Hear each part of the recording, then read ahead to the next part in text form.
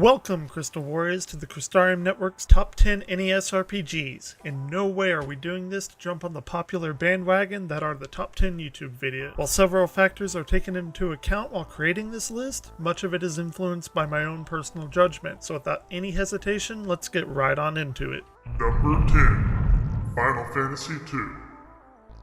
A truly underrated game. When mentioning Final Fantasy, this game almost never surfaces, which is a shame. Originally, Final Fantasy II was released in Japan only. It was developed by Squaresoft and released in 1988. It follows the superb Final Fantasy I game. Final Fantasy II introduced much of what we know about the Final Fantasy franchise today, such as Chocobos, Cid, the Evil Empire, and things like that. Perhaps most importantly, though, is that the game is a sequel to Final Fantasy, but in name only. This game is essentially completely different than Final Fantasy I, with a battle system and, more importantly, the narrative. This trend will continue throughout the series. The original game's leveling system was completely scrapped and replaced with a gradual leveling system, depending on how you approached battles. If you've ever played an Elder Scrolls game, it's something like that. I personally love the game, and I think it's a shame that it gets mentioned so little. The music is fantastic.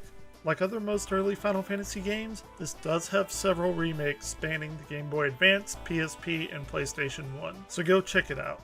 Number 9. Bard's Tale.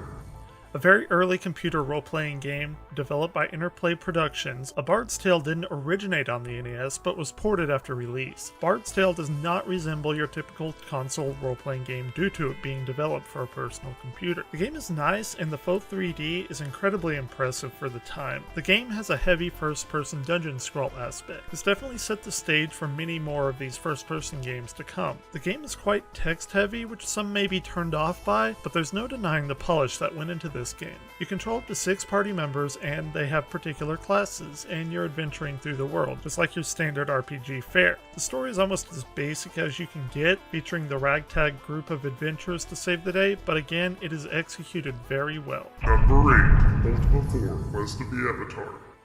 Ultima 4 was developed by Origin Systems, and like the previous entry, the game did not begin on the NES, but it was ported to it later. The graphics and music on the NES port were completely overhauled. Dialogue options were reduced and party composition went from 7 to 4. Those changes almost make the game look completely different than what it originally was. The game's battle system is more akin to what you might find in a pencil and paper RPG, with you moving around on a battlefield rather than being in a static combat view as seen in most JRPGs at the time. The game was the gold standard before a few other little titles that came along that you might have heard of. Fans are divided about which version of the game is the best, but I believe the NES version has its merits. If you're interested in a solid Western-based RPG, try this one out. Number 7.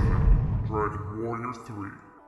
Dragon Warrior 3, also known as Dragon Quest 3 in Japan, was developed by Chunsoft and published by Enix. This is the third and last game developed as part of the story that was originally introduced in Dragon Quest 1. However, this game itself is a prequel to that story. The game features some quality of life upgrades from its predecessors, such as better storage interface, automatic cleaning up of items gained, full healing to expedite the process, opening doors, etc. The game was a rather open world game, and strangely enough, it features a world that has geography strikingly similar to our own. The visuals were a slight upgrade from Dragon Warrior 2, but a massive upgrade from the original game. The game has a class system standard to RPGs, and you can go and recruit characters at a tavern to fill out the party. The game is an iteration on what came before it, and while introducing new quality of life aspects that would eventually become standard in role-playing games. Like others, this game has been ported to Game Boy Color along with added features. So if you want a prequel to Dragon Quest 1, then go play this game.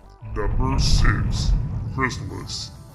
This game was developed by SNK. My first exposure to this particular game was actually on the Game Boy Color, and I fell in love with it. The game is more action-based than your typical turn-based JRPG franchises. This game features 4 elemental swords, each which has their own ability. Although the game may sound fantasy, it's actually based in a post-apocalyptic setting 100 years after a nuclear war, so monsters are mutated creatures. The story is based on a science, fantasy, magic versus technology motif. It's not anything new, but it's fairly well done. The game itself actually is fantastic however you want to play it, but I suggest that you go and try the Game Boy Color remake. Number 5. Final Fantasy III.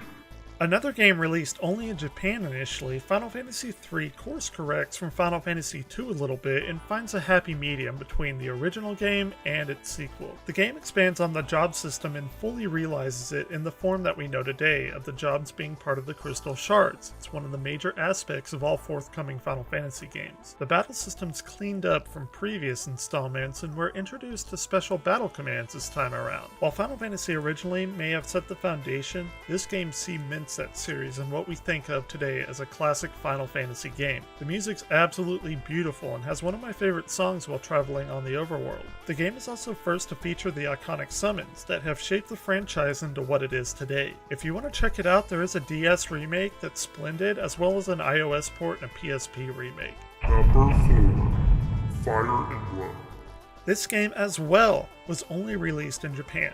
Fire Emblem is a strategy game with your standard RPG fare. Only the hardcore gamers even knew about this series in the US until a little game called Super Smash Bros. Melee came along and introduced us to Marth and Roy, who hail from the Fire Emblem series. Marth in particular is from this game. The gameplay controls on a tactical grid rather than a traditional first or third person random battle view. The focus of the game is the strategy aspect completely, but it is wrapped around in a sort of fantasy RPG decor. Like most tactical RPGs, the story is relatively detailed compared to many of the other franchises on the list. If you're a diehard fan and want to see where the series started, play this game. If you can't get your hands on a translated copy, the game was remade most recently on the DS, which is known as Fire Emblem Shadow Dragon. Number 3. Dragon Warrior. Developed by Chunsoft, Dragon Warrior, also known as Dragon Quest in Japan, began its long-running series with this game. The story is very, very basic. You're the chosen hero who has to save the world, but it executes it very well. You can't talk about Dragon Warrior without mentioning the slime, the game's iconic enemy. What is more impressive is that the slime has actually changed very, very little over the different iterations of the game. The game itself is presented in a very basic manner without a whole bunch of RPG jargon. For instance, spells are named Hurt and Hurt More, but not hilarious. It's actually a fantastic game to cut your teeth on when looking for old school RPG fun. Now you are going to get a bunch of grinding here, but again, these are older games. We also have this game to thank for starting another little franchise that you may have heard of. Number 2. Zelda 2. This is a divisive game to say the least, and many of you probably wouldn't rate it nearly as high on the list, or even put it on the list at all. But if you've seen the Crystarium's introduction video, you're gonna know that this game holds a very, very special place in my heart, as it was the first game I ever played, and it influenced my life quite a bit, however silly that sounds. Anyway, the game is a huge departure from the previous entry in the series, opting for a more side-scrolling, top-down hybrid approach. It was very unique. Until Zelda Breath of the Wild comes out, this game is going to be the most RPG-y, that's not a word, of the Zelda games. The game has a notorious difficult spike near the beginning of the game. However, it can be overcome, as it sports superb controls that feel perfect when controlling Link. The game music also has cemented itself as a mainstay, even showing up today in popular games such as Super Smash Bros. If you're up for a little challenge, please give this game a try. It's fantastic. Number 1. Final Fantasy.